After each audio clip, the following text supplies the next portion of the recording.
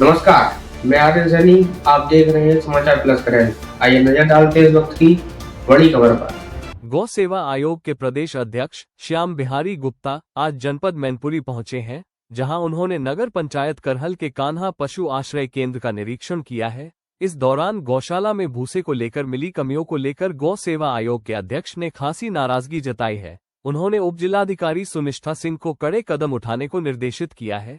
इस दौरान गौ सेवा आयोग के अध्यक्ष श्याम बिहारी गुप्ता ने क्या कुछ कहा, आइए सुनते हैं उनकी जुबानी। एक तो गाय जब बैठ जाती है तो उसके लिए लिफ्टर की आवश्यकता है।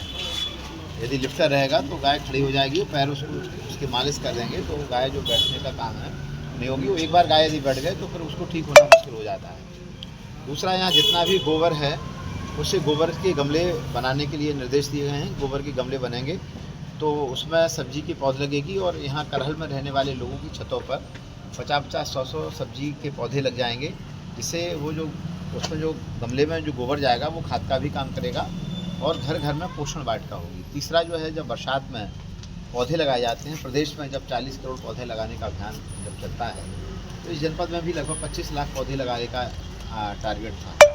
इनमें जो पॉलीथीन में गमले लगते हैं, पॉलीथीन की जगह यदि गोबर के गमले बनते हैं, एक 70,000 रुपये की मशीन आती है, दिन भर में 300-400 गमले बना देती है। तो वो यदि गमले लगेंगे तो आप गड्ढा खोदिए और उसको रख दीजिए, खाद का काम करेगा, जड़ें डिस्टर्ब नहीं होंगी, तो पौधे जो बचने का जो परसेंटेज है वो ज़्यादा बेटर हो जाएगा।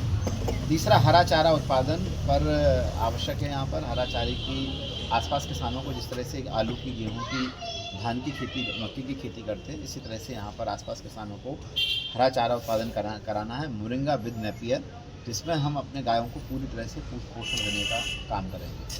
तीसरा, यहाँ जो भूसे की क्वालिटी वो सही नहीं पाई गई है और इस पर कार्रवाई करने के लिए मैंने एसडीएम को कहा है कि आप इस पर कार्रवाई करिए।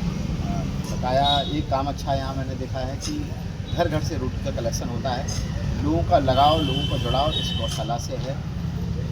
इस गौशाला को हम लोग एक अच्छी गौशाला बनाएंगे और एक अभियान है मैनपुरी वासियों की थाली में जहर मुक्त भोजन, वो देगी। जब हमारे पास जो लगभग 1.5 लाख गौवंश है इस जनपद में, लगभग 4 लाख परिवार रहते हैं। 4 लाख में से लगभग 3 लाख परिवार जो खेती से जुड़े हैं।